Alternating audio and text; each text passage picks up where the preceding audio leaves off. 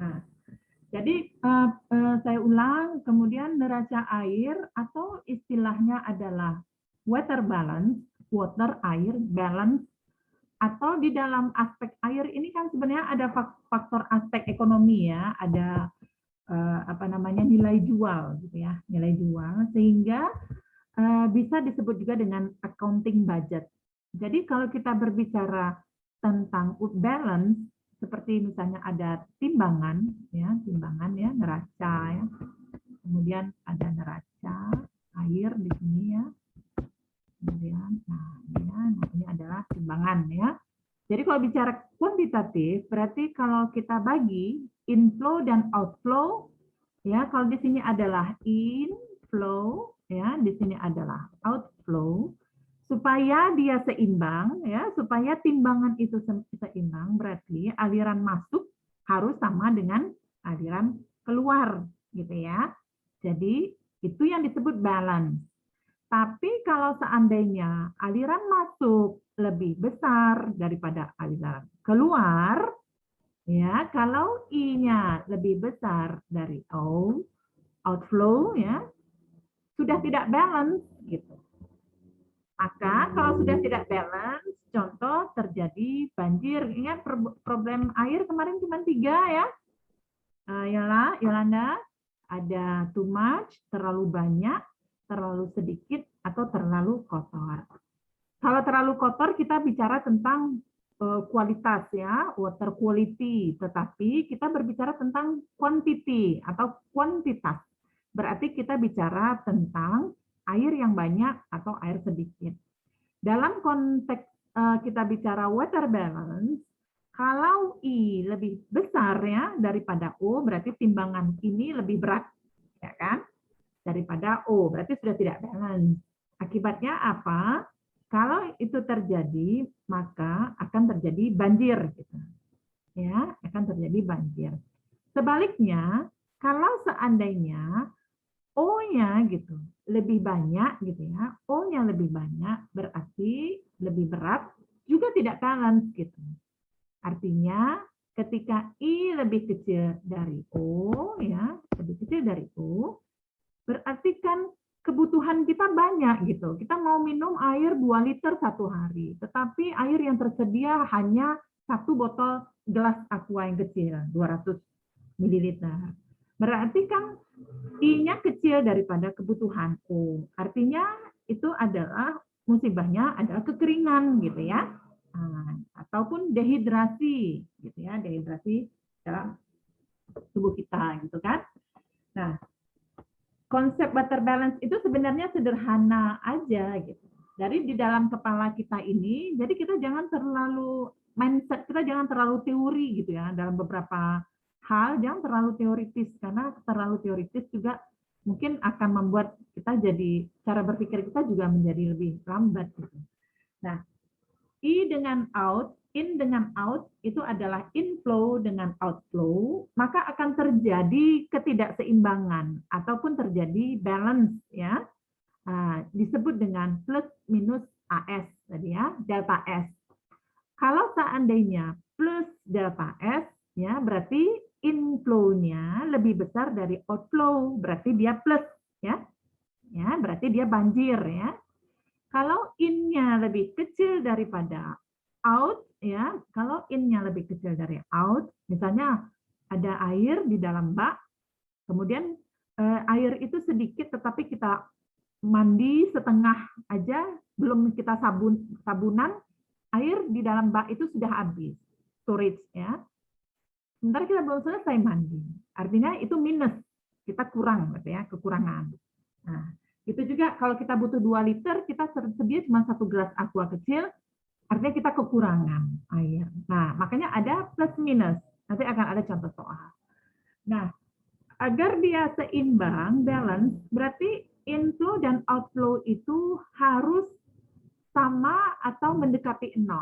Ya, tidak apa-apa dia lebih sedikit dari 0 atau kurang dari 0, itu disebut dengan plus minus. Tetapi dalam konsep berpikir kita dia masih dalam hitungan balance gitu ya, balance. Jadi persamaan konservasi massa itu disebut juga dengan continuity equation, ya, continuity equation. Nah, itu persamaan konservasi massa. Kemudian neraca air atau water balance itu dapat dinyatakan dalam waktu yang singkat, gitu ya. Misalnya kita mengisi air dalam gelas, gitu. Nah, gelas itu kapasitasnya 200 ml. Kita tuang dari ceret, ya, dalam waktu singkat. Kemudian kita minum, ya, karena kebutuhan kita satu gelas, kita isi satu gelas, kita minum satu gelas pada saat sesaat, gitu, atau disebut dengan waktu yang singkat, gitu ya, itu yang singkat, atau durasi yang panjang. Durasi yang panjang untuk suatu das atau badan air. Badan air atau water body. Water body itu sama seperti waduk, kolam retensi, sungai, danau, itu disebut water body, ya, badan air gitu. Nah, dalam waktu yang lama, maka kita bisa bicara tentang danau. Danau itu adalah badan air, katakanlah Danau Maninjau atau Danau Singkara. Danau Maninjau atau Danau Singkara itu merupakan aliran masuk ke dalam danau, kemudian outflow-nya dikeluarkan dalam bentuk, nanti kita lihat ya, ada evaporasi, ada kebutuhan pengambilan, ada untuk irigasi, ada untuk kebutuhan domestik dan lain-lain. Itu disebut dengan kebutuhan. Ya. Nah, di bumi gitu ya, kalau kita lihat ini panah ingat ya, panah yang mana in, yang mana out, itu nanti kita bisa lihat. Nah, di dalam keseimbangan air di bumi dalam satuan milimeter per year atau tahun, itu ada hujan, ya, ada hujan sebesar 800 mm per tahun, katakanlah gitu ya, misalnya hujan. Berarti itu in ya, in. Kemudian pada saat itu, pada saat yang sama, tahun yang sama terjadi evaporasi sebesar 484 gitu ya. Berarti itu sudah O ya. Kemudian terjadi air yang ini ya, kebutuhan outflow ini bisa dia diambil oleh manusia, bisa diambil oleh hewan ataupun tumbuh-tumbuhan gitu ya, diambil oleh makhluk hidup dalam bentuk outflow ataupun dia bisa masuk ke dalam tanah dalam bentuk infiltrasi, ataupun dia hanya mengalir di bawah permukaan tanah sebagai intersection di bawah ya, di bawah muka air tanah. Kemudian proses itu disebut semuanya dalam outflow ya. Nah, kemudian di atmosfer ketika hujan itu jatuh dari awan, kemudian terjadi ada angin, ada penyinaran matahari, ada segala macam. Di situ ada di sini kelembaban, ada proses ya kelembaban ya, karena kecepatan angin, penyinaran matahari, sama dengan badan kita ngerasa kadang-kadang kita merasa lembab gitu ya. Nah, itu dalam proses itu sebesar 316, sorry. Nah, ini 316 ini adalah ya, jadi kalau I-nya tadi adalah 800, balance-nya itu ya, balance-nya water balance-nya itu ini adalah I dan ini adalah O. Jadi 484 tambah 316 sama dengan 800 ya. Jadi yang ini O ya, yang O dengan I itu harus sama. Jadi sama-sama dengan 800. Sama-sama 800 itu disebut dengan water balance. Nah, kemudian ada juga kalau seandainya sebagian terbuang gitu ya, sebagian terbuang ke laut, kan bisa juga ya ketika tidak tertampung di darat, maka bisa juga terbuang ke laut gitu ya, terbuang ke laut ketika hujan mengalir di permukaan di daratan, sisanya ke laut. Kemudian ada juga yang prosesnya evaporasi. Kemudian di sini disebut sudah tidak balance gitu ya. Nah, itu kira-kira di bumi. Nah, kalau kita pergi ke das gitu, das itu kan sebenarnya bentuknya seperti daun ya. Nanti silakan kalau ada mau pertanyaan atau terlalu cepat gitu ya. Nah, kita pergi ke bentuk daun atau das ya. Jadi das itu sebenarnya kalian bayangkan ketika kalian menaruh daun nangka, katakanlah di telapak tangan. ketika daun nangka itu kalian taruh di tangan, diteteskan air hujan, ya, P presipitasi, kemudian air itu akan mengalir, gitu ya, akan mengalir mengikuti di mana yang rendah, misalnya ini ya ke batang daun itu ya, ke tulang daun. Nah, ketika kalian menjatuhkan air, itu disebut dengan P presipitasi. Kemudian dalam prosesnya di das itu terjadi evapotranspirasi karena di sini ada cekungan, ada tanaman. Nah, berarti prinsip water balance itu adalah P dikurang E, ya.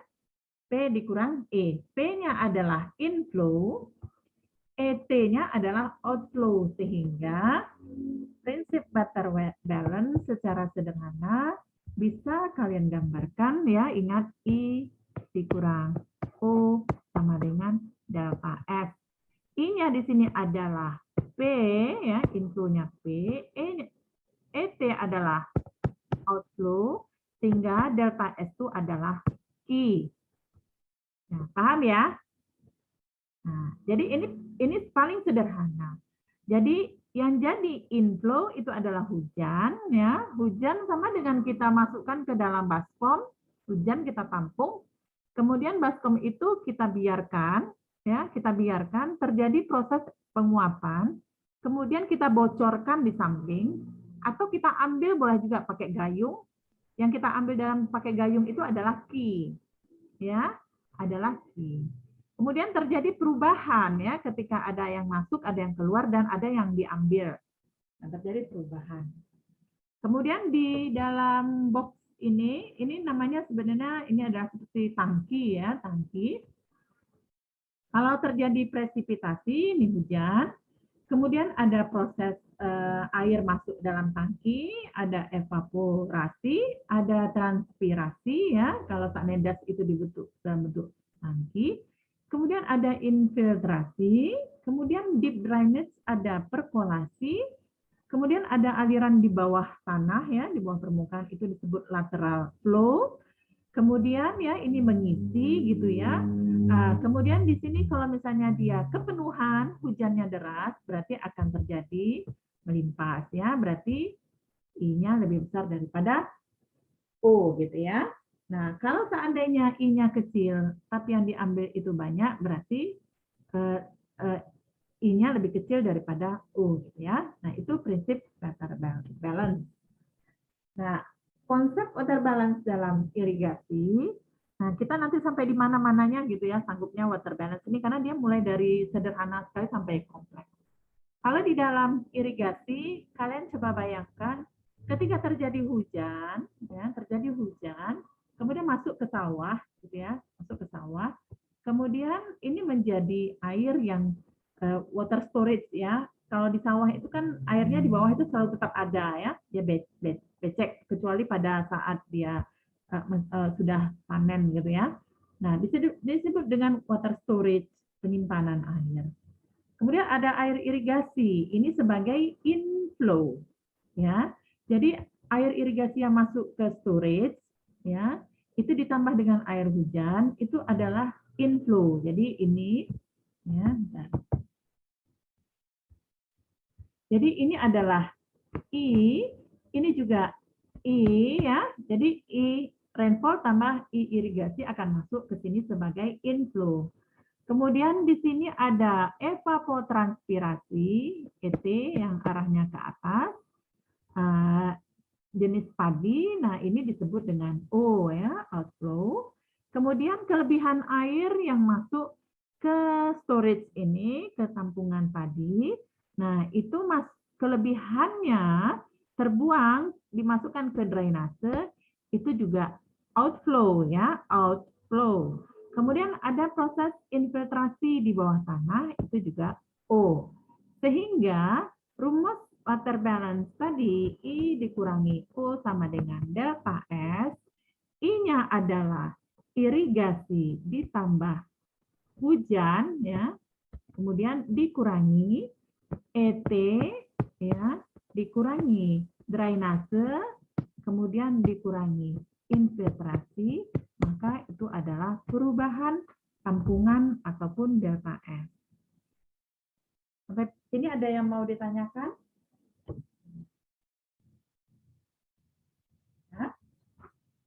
Nah, nah sekarang kalau kita buat pun di dalam ini namanya model tangki. Jadi kalau kalian bisa cari di jurnal mau bikin penelitian, jadi kita membuatnya itu seperti model tangki. Semuanya kita buat dalam tangki. Jadi kalau ada air gitu ya, ataupun sini ada hujan gitu ya, kita masuk dalam ini rainfall gitu ya, rainfall itu hujan. Kemudian dia masuk di kecekungan surface water. Kemudian dalam surface water itu katakanlah misalnya danau, kemudian dalam danau itu ada airnya diambil. Itu disebut dengan water consumption. Water consumption itu ada yang bisa untuk kebutuhan domestik atau industri ya. Nah, kemudian yang biru ini juga ada yang terjadi limpasan permukaan ataupun runoff tadi ya, masuk ke sini ke sungai ataupun ke danau ataupun ke laut gitu ya. Nah, yang merah itu adalah proses kehilangan air lainnya. Nah, di sini ada evapotranspirasi yang merah, kemudian ada irigasi, ada kehilangan air di perjalanan bisa sebagai perkolasi, intersepsi ataupun infiltrasi, atau ada yang berada di groundwater atau aliran air tanah. Nah, itu proses gitu, proses yang terjadi secara kompleks. Gitu. Nah, secara kompleks kita bisa memisah-misahkan, bisa kita memisahkan. Jadi contoh evaporasi itu bisa diukur, bisa dihitung. Transpirasi bisa diukur, bisa dihitung. Kemudian infiltrasi bisa diukur, bisa dihitung. Jadi tidak ada masalah gitu. Kalau kita tidak bisa mengukur, kita bisa menghitung ya dengan persamaan. Jadi apabila perhitungan neraca air gitu ya dihitung dengan mempertimbangkan air permukaan dan air tanah, maka perubahan air cadangan dalam suatu das itu rumusnya, tadi ingat ya, perubahan tampungan itu sama dengan air masuk sama dengan air keluar. Jadi kalau misalnya masuk 10 di dalam bak ya, dalam tangki, kemudian kita ambil 2 ya, kita ambil 2 gitu ya. Berarti ada perubahan tampungan dari 10 menjadi 8 ya, menjadi 8 ya. Jadi perubahan itu 2 itu dikarenakan outflow tadi. Outflow itu kita ambil karena kita ngambilnya untuk katakanlah dengan gayung gitu ya. Nah, itu terjadi perubahan tampungan dari 10 menjadi 8. Nah, kalau tadi kita memasukkan variabel di dalam das, berarti perubahan tampungan dalam suatu das, daerah aliran sungai itu, pertama ada hujan, jadi hujan itu positif, ya ini ya, tandanya plus. Kemudian evaporasi itu tandanya minus, karena dia hilang, out, ya, out. Kemudian etanol kalau mau digabungkan ataupun ini transpirasi plus transpirasi, tapi ini boleh fleksibel ya. Ditambah dengan transpirasi maka itu juga minus gitu karena dia hilang out. Kemudian infiltrasi juga hilang, jadi dia juga minus. Kemudian aliran runoff permukaan juga sesuatu yang hilang gitu, jadi juga minus.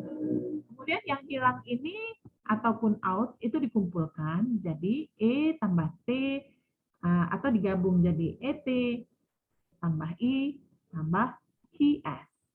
Ya, jadi I-nya adalah P, out-nya adalah 4 komponen ini. 4 komponen ini.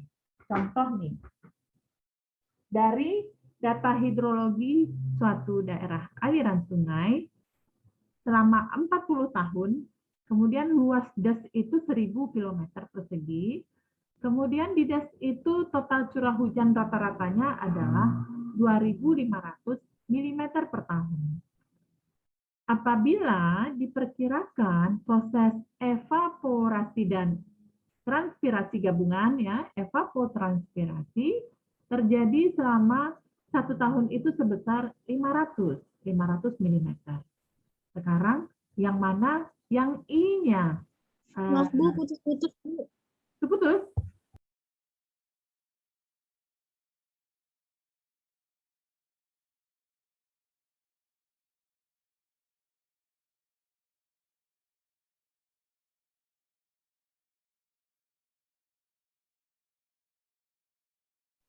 Sampai mana tadi Yolanda? Sampai menjelaskan soal, Bu. Ayo, ini ya. Ini kan? Ini ya, udah kelihatan? Belum. Share screen-nya hilang, Bu. Screen-nya hilang, sorry. Nah, udah? Begini tadi. Nah, jadi, kalau dalam satu das tadi, das daerah aliran sungai, kemudian selama 40 tahun luas das itu 1000 km. Jadi di sini kita satuan itu harus cepat ya. Kilometer itu 1 kilometer persegi itu berapa hektar ya, gitu ya. Harus ini. Jadi terjadi total curah hujan sebesar 2.500 mm selama setahun. Nah, 2.500 itu sebagai fungsi apa, Dion? I apa? Out? In atau out? In-nya, Bu. In ya, berarti dia masuk ke dalam das ya. Masuk ke dalam das sebesar 2.500 mm. 2.500 mm berapa meter itu, Dion? Hmm? Dua setengah meter. Nah, lebih tinggi dari Dion lagi ya. Jadi Dion bisa tenggelam ya. Iya. Nah, jadi kalau dikumpulkan hujan selama setahun itu 2,5 meter tingginya ya di das itu dalam tampungan. Kemudian apabila diperkirakan besarnya evapotranspirasi 500, nah evapotranspirasi itu fungsi in atau out itu, Faizar? Out, Bu. Out ya. Jadi kita kalau sampai di situ aja kita sudah tahu nih ya, I dikurang out berarti kita punya tampungan 2000 delta S ya. Delta S 2500 dikurangi 500, satuannya sama ya, milimeter per tahun. Nah, berarti tapi ada lagi aliran air tanah gitu ya, infiltrasi diperkirakan 100 mm per tahun. Ini fungsi apa? Fadila, in apa out?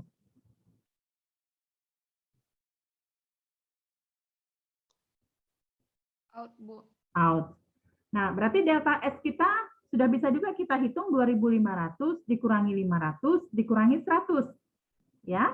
Berarti delta S kita sampai di sini adalah 1.900 ya, milimeter per tahun. Kemudian ada aliran permukaan keluar das.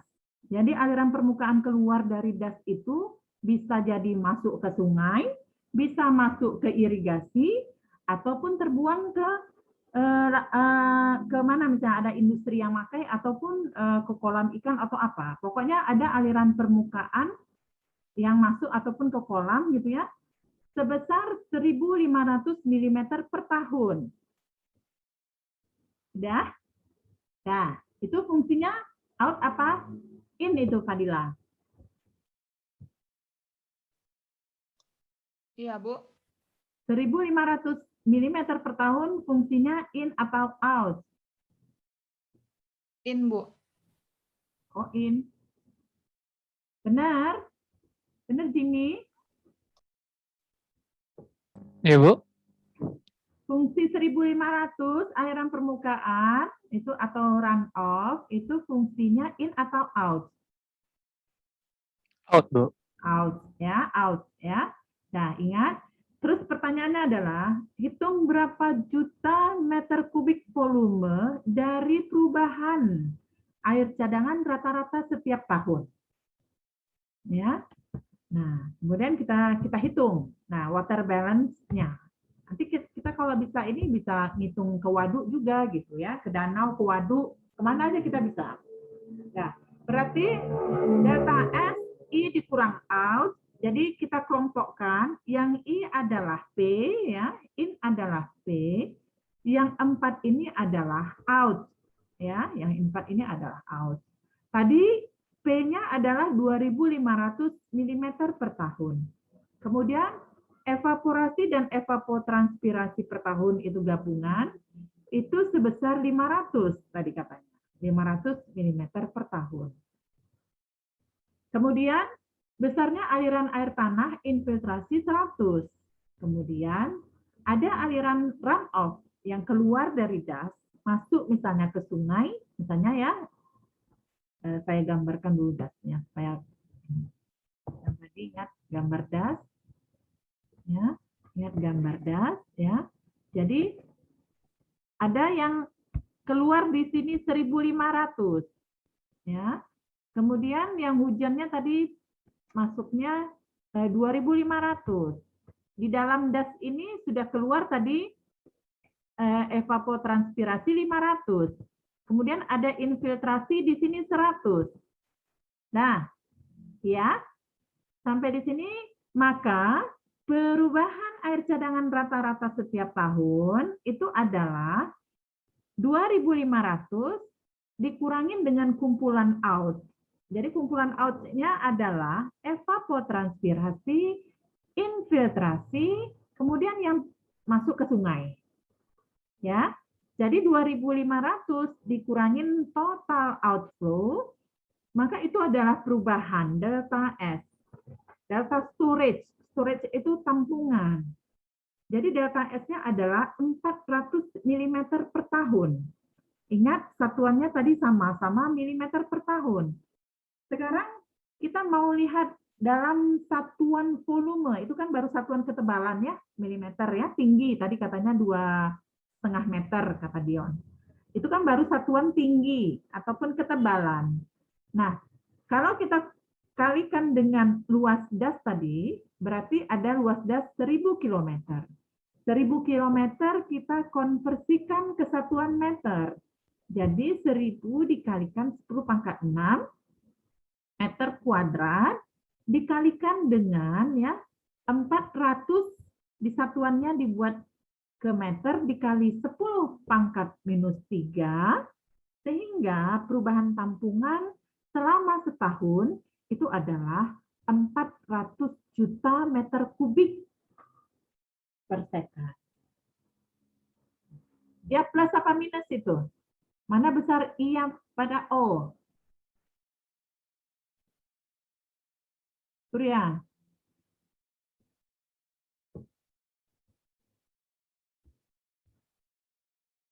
I besar dari O apa I kecil dari O? Ya, Mana yang besar inflow-nya atau outflow-nya? lebih besar untuk innya, Bu. In-nya kan? Berarti inflow lebih besar dari outflow, makanya delta S-nya positif. Ya, berarti ada kelebihan air sebesar 400. Kalau seandainya di dalam ini ada yang membutuhkan air sebesar, ya katakanlah industri, misalnya pertanian, ataupun pengembangan lahan, ataupun apa aja, berarti masih cukup. Gitu. Ya, nah, jadi itu masih cukup. Ada 400 juta meter kubik selama 1 tahun.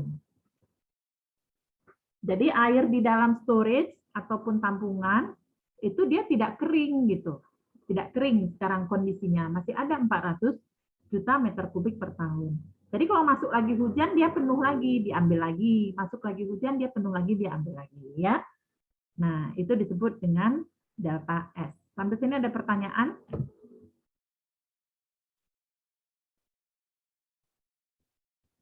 Ya. Nah, contoh kedua, ya, contoh kedua, kalau kita lihat misalnya di Danau Maninjau itu atau Danau Singkarak, itu kita kan tidak pernah menghitung secara kuantitatif, tapi kita bisa melihat sepertinya dia rata di pada posisi ataupun pada elevasi tertentu, ketinggiannya tetap. Artinya tidak ada perubahan tampungan di situ. Tidak ada perubahan tampungan berarti dia bagus ya. Artinya ketika ada hujan, ada keluar, ada air inflow, ada outflow, dan dia seimbang terus. Hingga tidak terjadi pengurangan. Karena apa?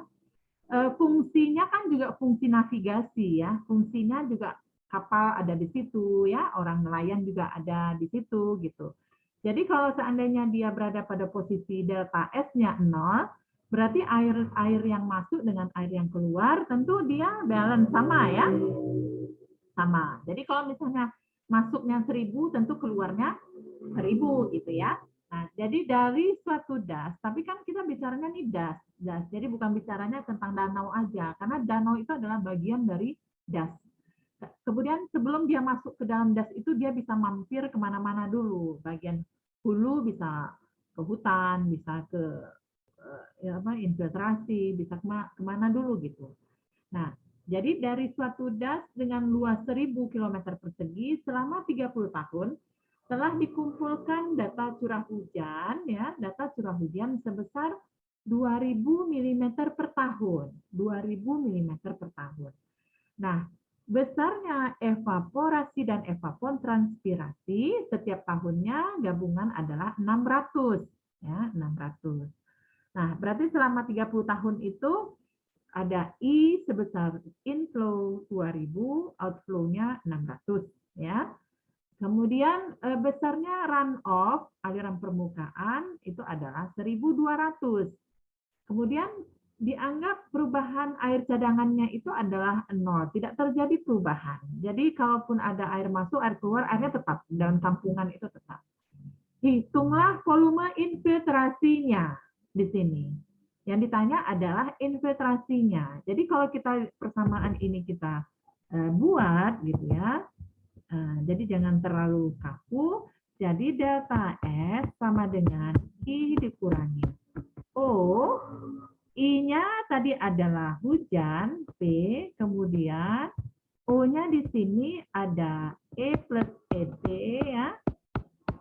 Ya, P, E plus ET.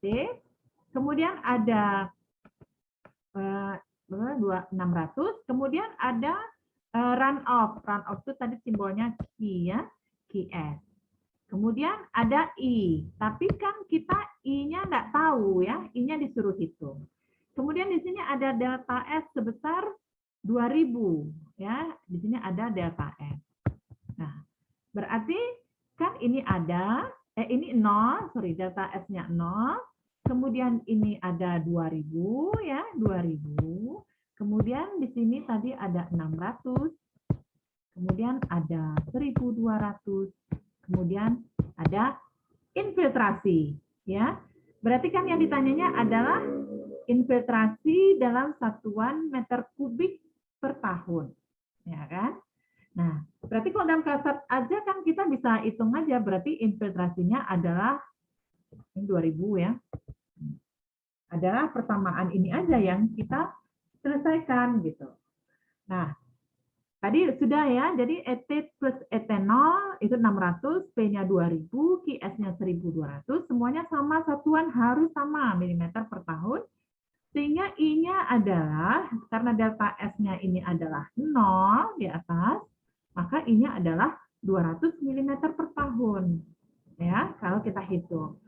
Nah, jadi proses infiltrasi atau kehilangan air itu 200 mm dijadikan meter, kalikan 10 pangkat minus 3, kemudian dikalikan dengan luasan meter kubik, tadi ada 1000 km das, kilometer persegi, dipindahkan satuannya ke meter kubik, square, meter kubik, meter persegi, sorry, meter persegi, kali 10 pangkat 6, maka infiltrasi selama per tahun itu adalah 200 juta meter kubik per detik. Per tahun, sorry, 200 juta meter kubik per tahun. Itu adalah proses yang hilang di bawah permukaan tanah. Paham ya? Jadi silakan. Jadi kalau misalnya kalian mau menghitung water balance, jadi masing-masing ini kan nilai infiltrasi itu tidak bisa kita tahu gitu dengan kasat mata. Jadi proses infiltrasi itu bisa dengan cara ini. Jadi parameter ini,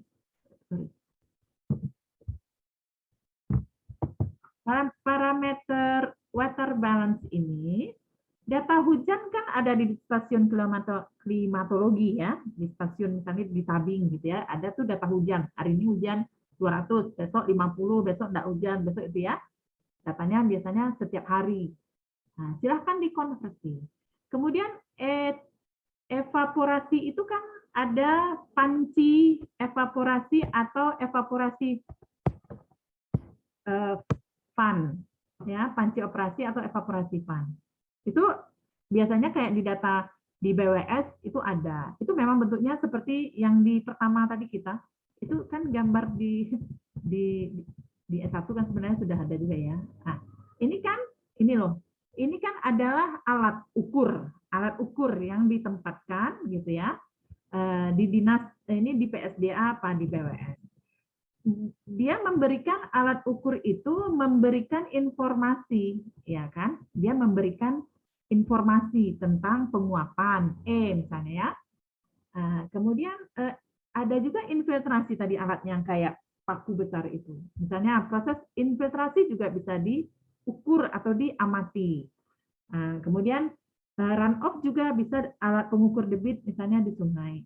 Kalau itu kita punya, nggak ada masalah gitu. Tapi masalahnya kan kita nggak punya gitu. Kita nggak tahu data itu akurat apa tidak, apakah dia memberikan data ataukah ada alatnya. Karena tidak di setiap tempat ataupun stasiun pengukuran itu memiliki panci evaporasi, memiliki alat infiltrometer ataupun alat pengukur debit. Untuk kawasan di Indonesia itu masih jarang. Tetapi bukan berarti kita tidak bisa mengestimasi atau memperkirakan karena ada rumus, masing-masing punya rumus, ya, punya rumus. Jadi infiltrasi itu ada metode Horton namanya, evaporasi ada metode Penman, ada Penman modifikasi, ada Penman montage. Kalau kalian ingat di S1 ya, dan itu bisa dihitung. Kemudian aliran permukaan ada metode empiris, metode rasional. Kalian ingat CIA? Ingat enggak di kuliah di S1 rumus ini? Yang paling sederhana Q sama dengan C kalikan I kalikan A. Masih ingat? Nah, ada 0,278.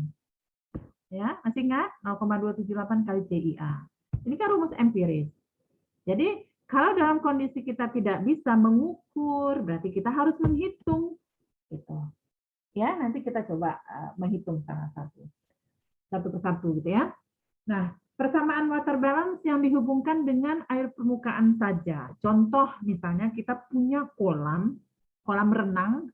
Kolam renang itu kan nggak ada infiltrasi, ya, karena di bawahnya kedap.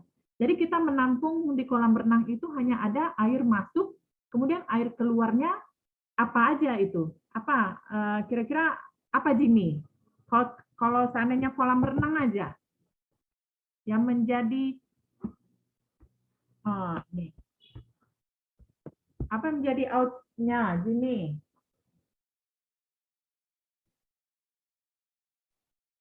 Ya, Bu. Apa menjadi kehilangan airnya di sini? Kalau kotak kolam renang. Evaporasi. Ya, evaporasi ya. Berarti kan? Karena dia tidak ada I-nya, sini fungsinya 0, ya, infiltrasinya 0. Jadi yang ada adalah aliran masuk, aliran keluar dan evaporasi ya.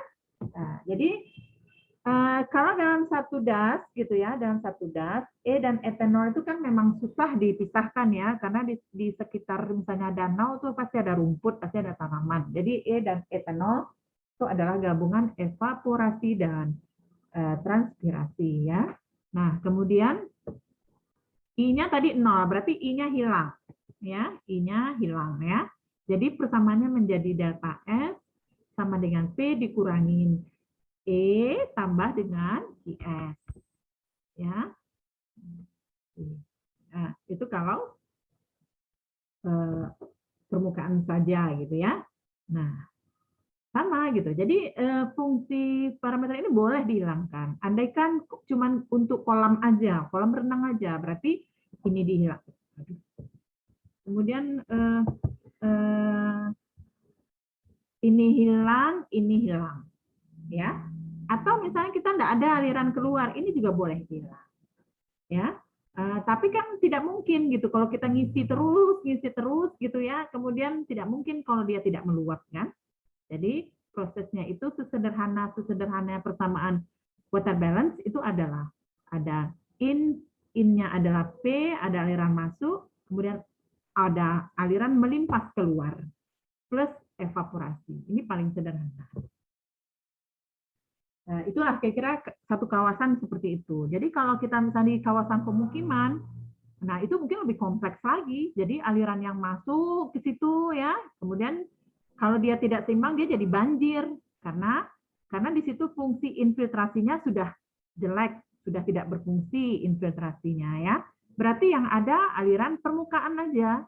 Jadi ketika air hujan masuk terus-terus tidak ada cadangan tidak ada proses infiltrasi, tidak ada sumur resapan, tidak ada biopori, tidak ada lagi halaman yang bisa meresapkan, semua kawasannya sudah dibeton gitu ya, maka akan menjadi semuanya adalah fungsinya adalah QS gitu. Jadi yang ada tuh hujan dan QS. Jadi kalau seandainya seperti itu, ya sudah melimpasnya di permukaan sehingga terjadi banjir gitu. Nah, itulah proses pada suatu kawasan, gitu ya. Nah, jadi kalau misalnya kawasan perumahan ini tadi kan selama 40 menit telah terjadi hujan dengan intensitas 100 mm per jam. Kemudian menyebabkan terjadinya akumulasi aliran permukaan dengan volume 30.000 meter kubik. Kemudian kalau seandainya kejadiannya seperti itu tuh, ya hujan mana ada penguapan gitu ya, karena matahari nggak ada gitu ya. Nah, hitunglah tebalnya perubahan air cadangan dalam sentimeter. Jadi ini cuman ada fungsi P dan QS gitu ya. Karena evaporasinya 0 gitu. Jadi in out gitu ya, in dan out. Jadi in-nya adalah P, out-nya cuma ada QS gitu ya. Nah, di sini satuannya aja di sini. Jadi kalau tadi aliran hujan 100 mm per jam, berarti kita konversikan ya, kita konversikan dalam satuan misalnya meter per menit gitu ya. Kalau kita mau satuan MKS. Kemudian karena ini terjadinya 40 menit gitu ya di luas 60 hektar, maka 100 mm per jam itu dalam 40 menit dikonversikan dalam luas hektar, maka volume air yang masuk karena hujan tadi itu adalah 4 kali 10⁴ meter kubik, gitu ya, meter kubik. Nah, sekarang kita mau menghitung perubahan tabungan. Kemudian tadi 40.000 dikurangi dengan 30.000, gitu ya. Nah, berarti kalau biasanya bisa melimpas masuk ke sungai, gitu ya, masuk ke sungai, berarti tampungan di permukaan pemukiman itu tidak tergenang banjir karena semuanya bisa masuk ke sungai, gitu ya. Jadi yang 30.000 itu bisa semua masuk ke sungai. 40.000 itu semua bisa masuk ke sungai. Berarti kan tidak ada yang tergenang di permukaan. Tapi kalau seandainya kapasitas sungai ataupun danau tempat run off tadi mengalir ke sungai itu kapasitasnya cuma 30.000. Berarti di permukaan itu ada tinggal 10.000 meter kubik. 10.000 meter kubik ini yang menjadi banjir di kawasan pemukiman. Nah, sehingga gitu ya pada kawasan itu. Sehingga kalau kita hitung ketebalan airnya, maka tiap kawasan itu rata-rata memiliki genangan setinggi 1,66 cm. Berarti itu kan tidak membahayakan karena kalau seandainya 1,66 itu pun tergenang di kawasan pemukiman, andaikan ada kawasan yang bisa meresapkan ke dalam tanah ataupun ada tanaman, maka 1,66 itu bisa diselamatkan oleh proses infiltrasi tadi. Gitu. Nah, itu water balance ya. Nah, kasus water balance ini juga banyak. Nah, ini di waduk reservoir, danau. Nah, kalau waduk itu contoh yang terdekat adalah PLTA Kota Panjang. Waduk mana yang paling dekat lagi ya?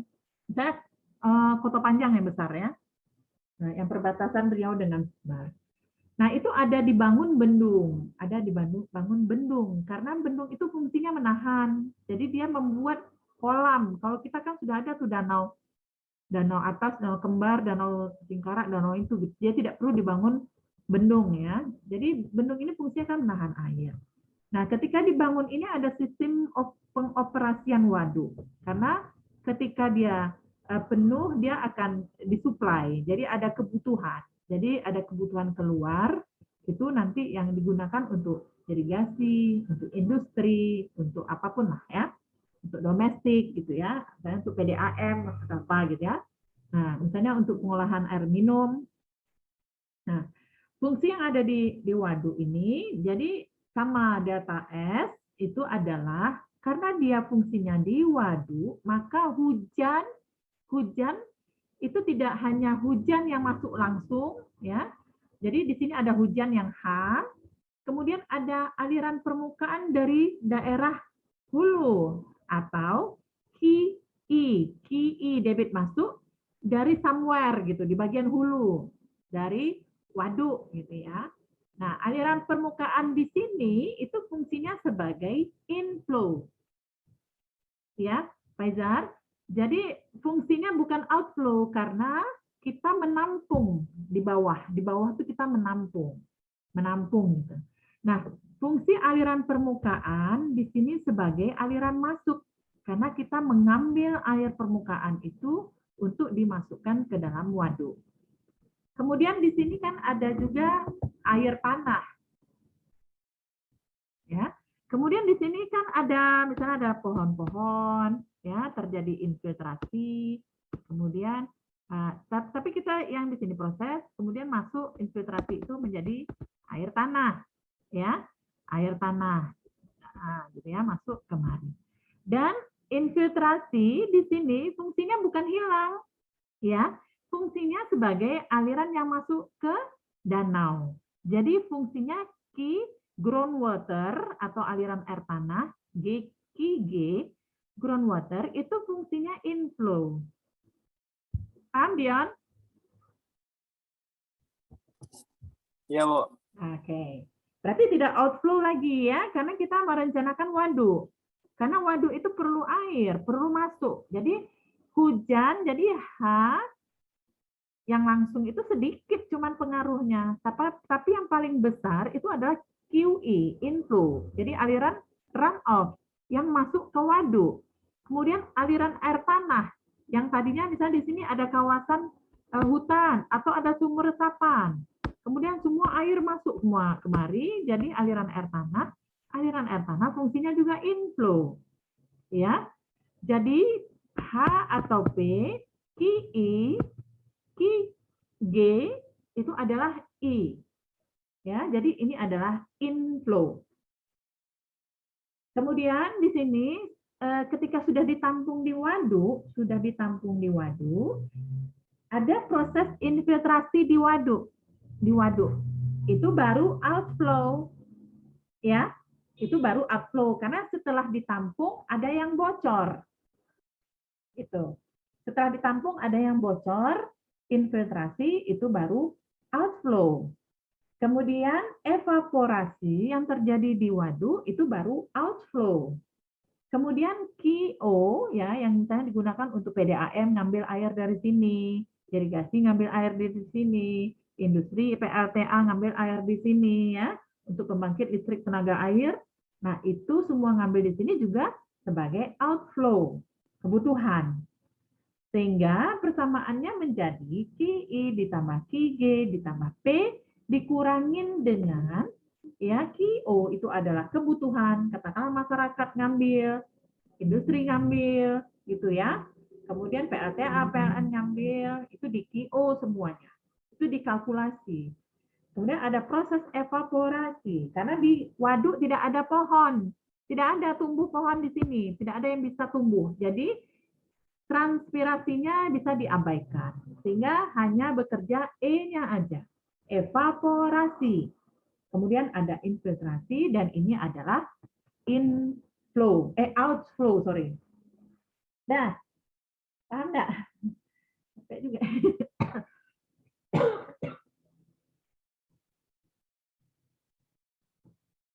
Jadi setidaknya ini bisa kalian bawa, ya. Ini bisa kalian bawa. Konsep ini betul-betul bisa berkembang sesuai dengan apa aja gitu. Jadi ketika berpikir, misalnya kalian lihat sumur rumah, di rumah ada sumur enggak? Ada yang masih punya sumur kali? Fani ada, pernah lihat lah ya. Jadi ketika kita melihat sumur, air hujan itu langsung masuk ke sumur yang diameternya 1 meter itu tidak terlalu pengaruh, ya. Ketika kita menggali sumur. Nah, kalau sumur itu apa yang paling besar inflow-nya di situ, Fani? Mata air, Bu. Mata air, ya. Jadi ketika ada sumur, ya, itu air hujan itu nilainya bisa diabaikan karena hujan rintik-rintik masuknya berapa gitu. Sementara diameternya cuma 1 meter. Berarti yang paling besar adalah inflow-nya adalah infiltrasi, ya, yang dari air tanah. Infiltrasi berfungsi sebagai inflow, ya. Kemudian perkolasi sifatnya keluar, outflow karena dia sudah ke dalam lagi, ke bawah elevasi muka air tanah. Kemudian evaporasi karena diameter kecil bisa diabaikan. Tetapi kebutuhan pengambilan QO, ya, rumah tangga itu sebagai outflow. Jadi I-nya adalah infiltrasi, O-nya adalah QO. Kalau seandainya P-nya juga mau diabaikan. Nah, kita mau lihat kalau seandainya infiltrasi muka air tanah atau mata airnya itu sedikit, kita ambil terus-terus, tentulah airnya kering kan, sumur jadi kering. Ya. Nah, di situ juga ada konsep water balance. Kemudian kita pergi lagi misalnya lihat ada kolam retensi, di UNAM itu ada. Contoh kita lihat. Nah, di situ ada lagi fungsinya banyak. Ada banyak rumput-rumput di pinggiran, pohon-pohon di pinggiran, ada fungsi evapotranspirasi, kemudian dasarnya polder itu juga bisa rembes ya karena dia tanah, tidak di beton. Berarti ada kehilangan tuh infiltrasi. Air masuknya yang ke danau itu air hujan dan aliran limpasan dari hulu gitu. Nah, sebagai outflow-nya adalah limpasan yang keluar waduk. Gitu. Jadi kalau kita gambarkan pun seperti misalnya gini ya. Nah, ini ya. Nah, misalnya gini lah ya. Nah, ini. Dan ini UNAN. Nah, ini danaunya. Ya. Masuk air ke danau. Ada hujan di sekitar-kitar ini ya. Misalnya ini adalah subdasnya. Masuk ke sini, masuk ke sini, masuk ke sini. Itu adalah inflow. Kemudian ada dia di sini tanah, ada tanaman, kemudian ada inflow-nya dari mana-mana. Ya, dari hujan, dari aliran hulunya. Misalnya ini hulu. Sini keluar dia, berarti outflow, QO. Kemudian di sini ada evaporasi, ada infiltrasi. Di danau, itu juga outflow. Berarti ada rumus inflow, outflow kita sudah bisa garis skemakan gitu. Yang mana inflow, yang mana outflow. Dan itu kan kita sendiri yang mengadjust gitu ya. Nah, justifikasi itu kita sendiri. Nah, jadi kalau misalnya ini sama dengan yang tadi ya. Jadi sama dengan yang tadi, hitunglah volume total dan debit keluar dari suatu waduk ya, sama dengan tadi luasnya 10 km persegi. Kemudian apabila selama 30 hari tinggi muka air waduk turun sebesar 10 cm dan rata-rata debit masuk sebesar 25 meter kubik per detik. Selama periode itu tidak terjadi hujan. Kemudian tidak terjadi hujan. Berarti kalau dari cerita ini kan defisit berarti ya, defisit airnya karena hujan tidak ada. Tetapi airnya diambil gitu. Gitu kan?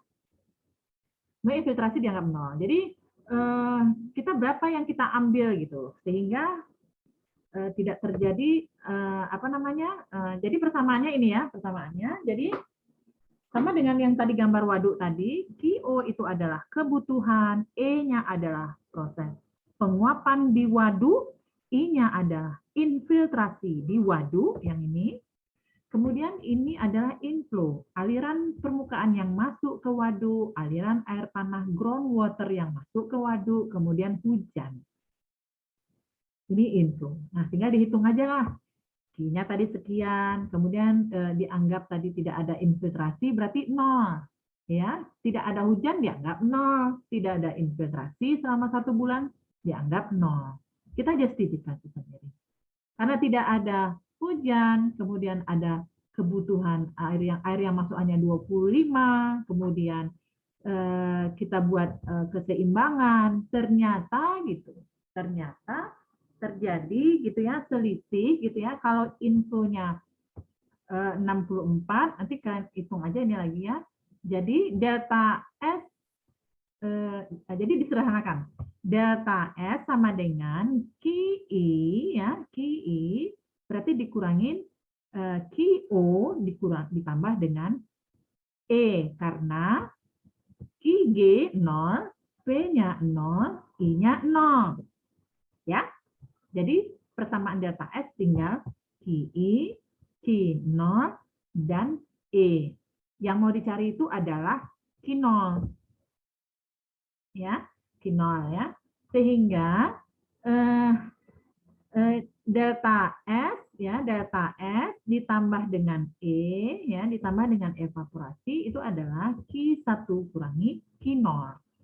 Kemudian di situ ada delta S, soal delta S tambah E yang tertinggal tadi.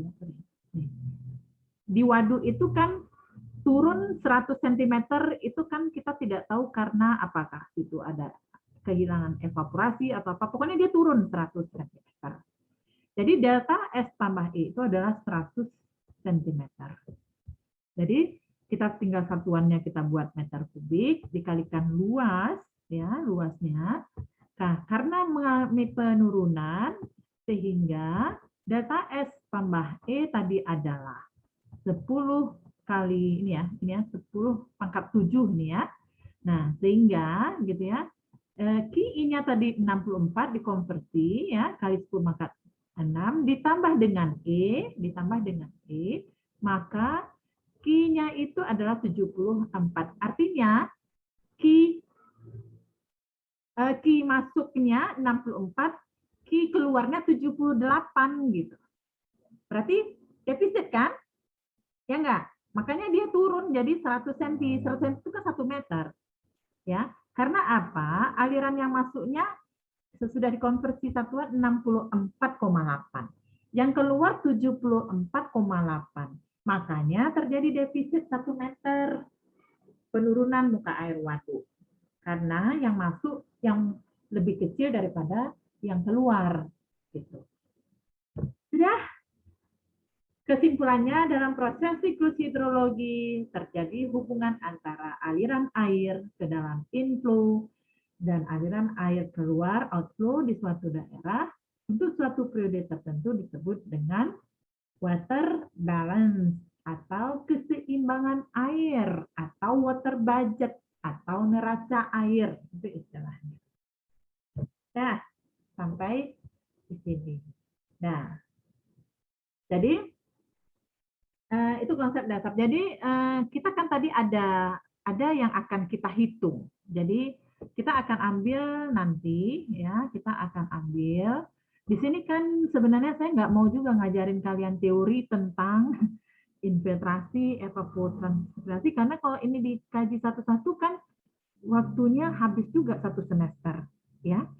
Jadi karena ini adalah bagian dari water balance ya, jadi infiltrasi itu nanti dihitung dengan metode Horton. Horton itu mudah sebenarnya.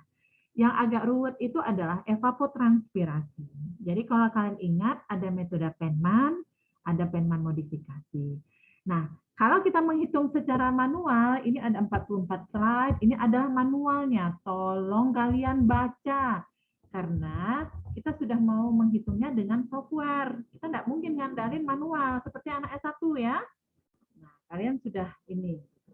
Jadi kalau misalnya kalian, ini adalah rumus menghitung evaporasi. Jadi kalau nanti tidak ada, kalian bisa menghitung, mengukur tidak ada panci evaporasi, kalian gunakan rumus untuk menghitung evaporasi. Nih, ini rumusnya. Ya, ini rumus. Ini ada data kelembaban, segala. Kemudian untuk evapotranspirasi juga, ini ada metodenya, ada Thornway, ada Blaney-Crider, ada Penman, ada TURC, ini metode, ya. Silahkan dipilih. Nah, ini kalau secara manual seperti mahasiswa S1, itu saya pandu satu-satu. Satu-satu ini udah pertemuan kita keberapa nih? 3 ya. Ketiga, kita cuma punya pertemuan mungkin setengahnya lagi. Nah, ini adalah tabel-tabel yang digunakan untuk menghitung evapotranspirasi. Contoh, kita berada di latitude berapa nih sekarang? Latitude itu apa? Kalau latitude itu apa? Posisi apa? Lintang utara, lintang selatan. Nah, kalau sumber itu berada di lintang utara, lintang selatan kan 100, katakan 0. Kita kan berada di Khatulistiwa nih, ya. Nah, dia menggunakan data latitude, posisi. Jadi posisi itu menentukan karena apa? Kalau daerah kutub itu beda penyinaran mataharinya dengan daerah Khatulistiwa. Makanya dia menggunakan latitude. Nah, ada satu lagi yang digunakannya itu adalah elevasi. Sorry, mana dia sini? Elevasi atau altitude. Nah, ya kan? Jadi latitude dan altitude itu dia parameter yang menentukan. Contoh nih, pernah nggak kalian ngerasain kalau ketika kalian di kampus di atas atau di bagian bukit barisan hujan deras sekali.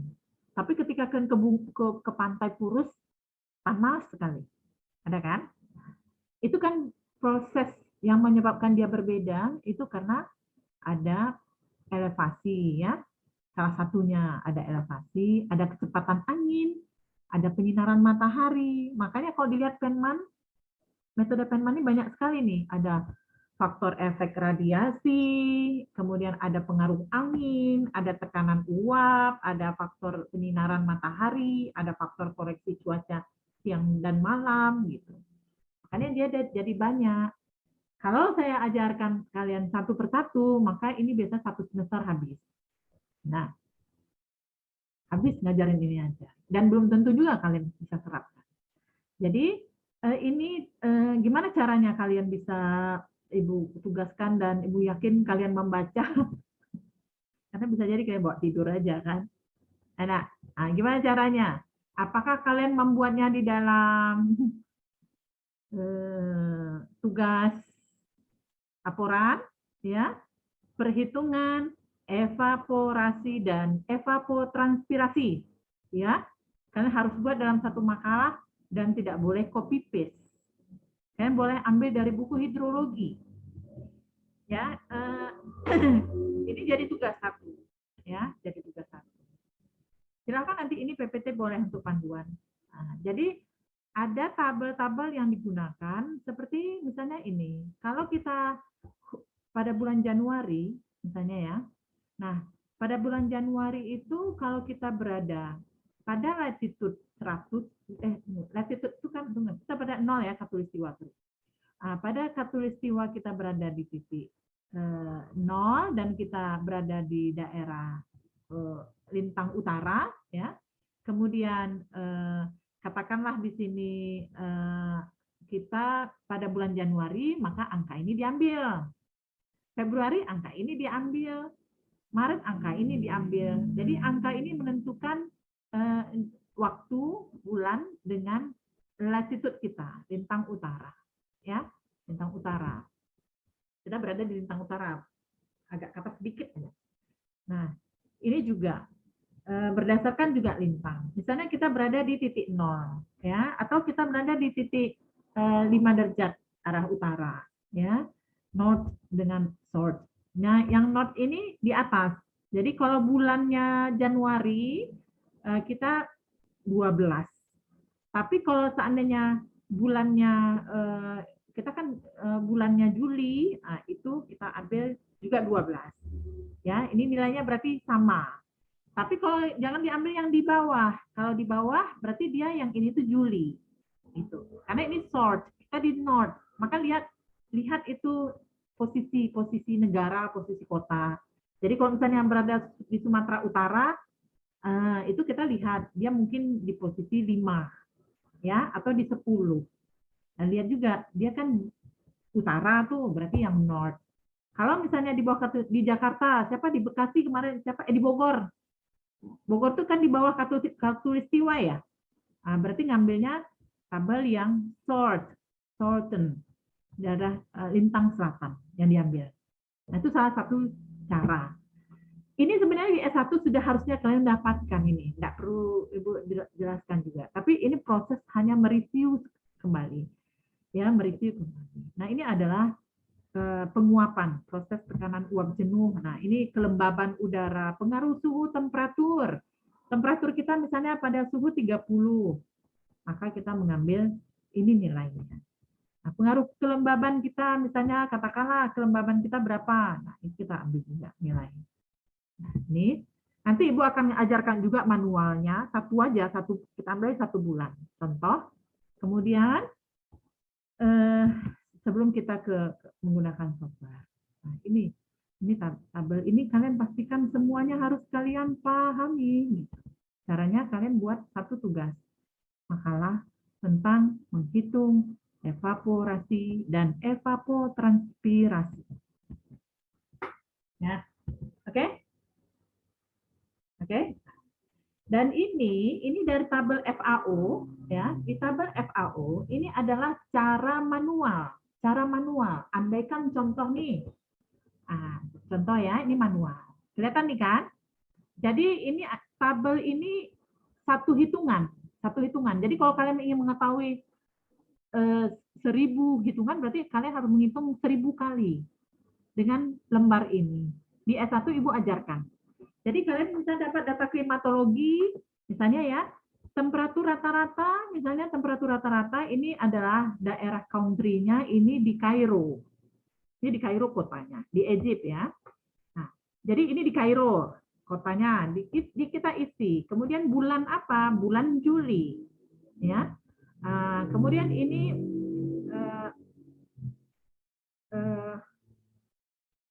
kemudian ini ada nama negara, ini nama tempat, kota, misalnya Padang ya. Kemudian ini adalah latitude, kita berada di lintang berapa. Kemudian ini adalah longitude, kita berada di lintang berapa. Ini Kairo berada di latitude 30 north, kemudian latitude-nya ini. Kemudian ini ketinggian, elevasi. Kemudian pada kita punya data itu klimatologi, temperatur rata-rata 1 bulan Juli, pada bulan Juli itu adalah 28,5. Kemudian ini adalah kelembaban RH, kelembaban relatif 55%. Ini rumus Feynman semuanya nih. Di atas, nggak tahu Ibu terlihat apa enggak nih. Nah nih, ini di atas, ini adalah rumus Feynman. Ya, ini rumus yang kita panjang yang kita pakai tadi. Ini semuanya bertahap. Jadi ini ada ini dikalikan ini, ya ini dikalikan ini dapatnya ini. Kemudian nanti ini dikurangin ini dapatnya ini. Jadi ini ada nomor di sini. Nomor 1 itu tandanya melihat tabel 1 tadi. Ya. Kemudian dari tabel 1 dapat angka. Dari dapat angka ini juga dapat angka. Jadi 0,55 kali 38. Nah, ini dapat angka, dihitung. Jadi 38 apa 38,9 kali 0,55 adalah 21,4. Kemudian 38,9 dikurang 21 itu dapat ini. Kemudian ini kali ini dapat ini. Sorry. Ya. Kemudian ini dikali dapat ini. Ya. Nah, jadi ini adalah tahapan. Jadi 5, 6, 10, 11 itu angkanya dari tabel. Cara kalian melihat tabel itu kalian harus tahu. Jadi ini kalian coba di makalah itu nanti kalian coba ambil satu angka dari satu lokasi di Padang pada 1 bulan, kalian cari ya, boleh terserah Januari, Februari, Maret, April, Mei, boleh ya. Kalian ambil, kalian yang cari data sendiri ya di internet ya.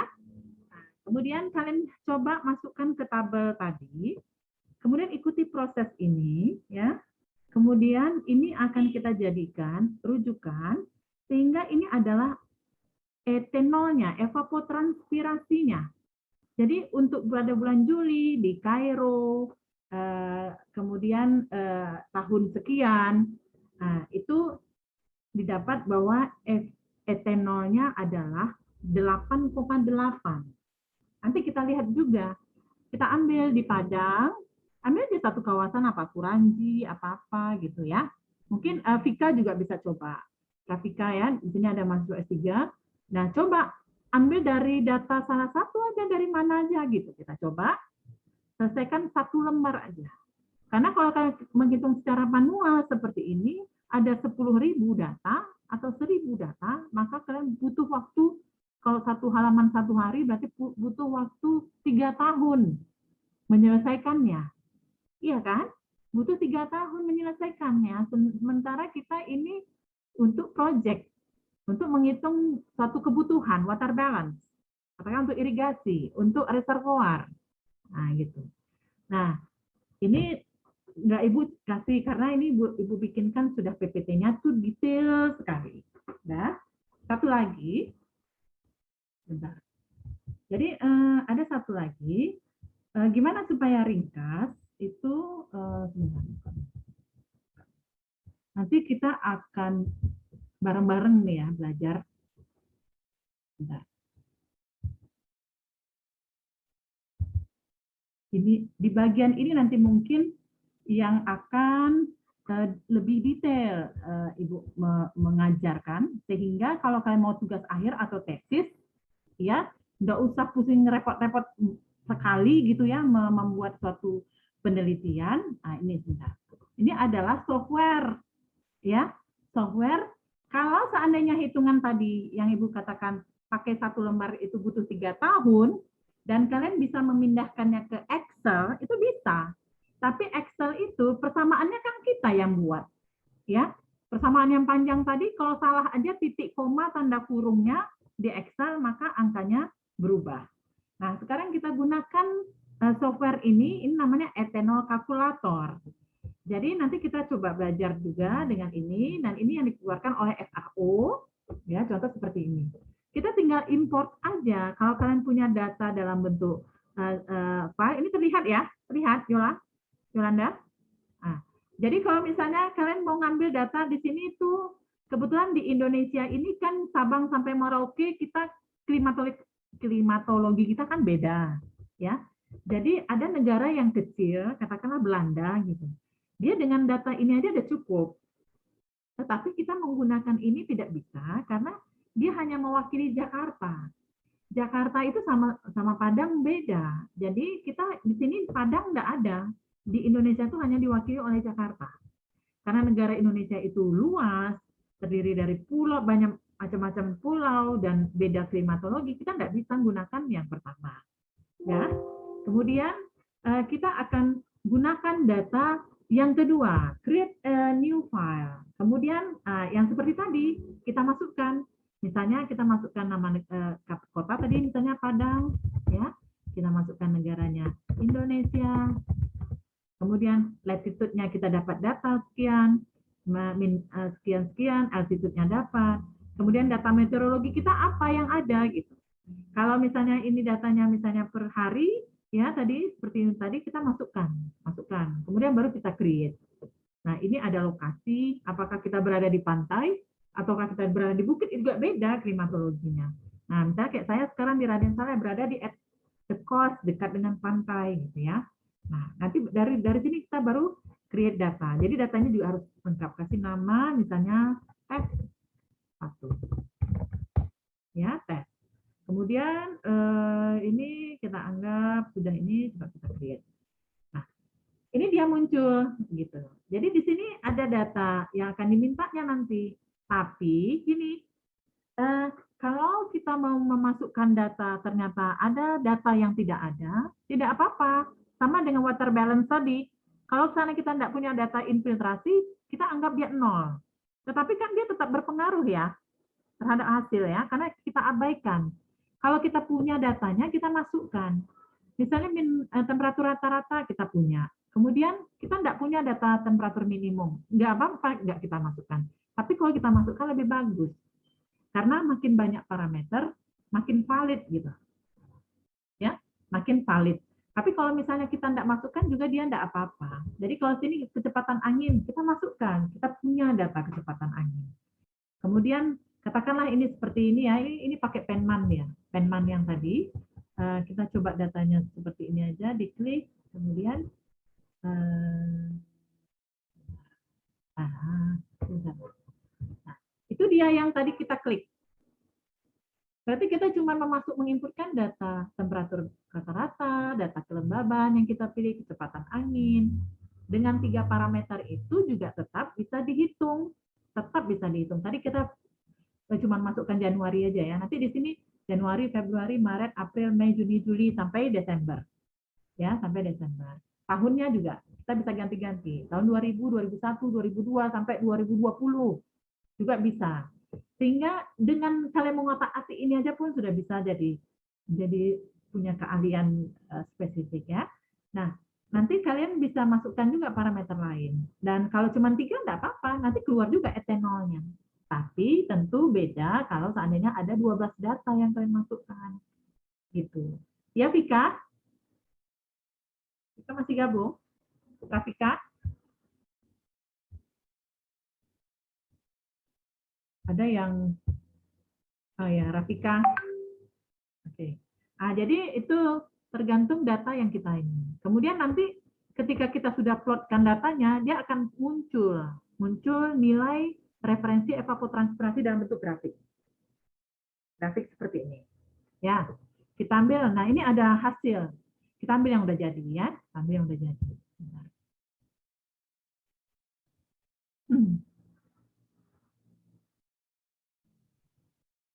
Kayaknya ada yang mau pakai nih.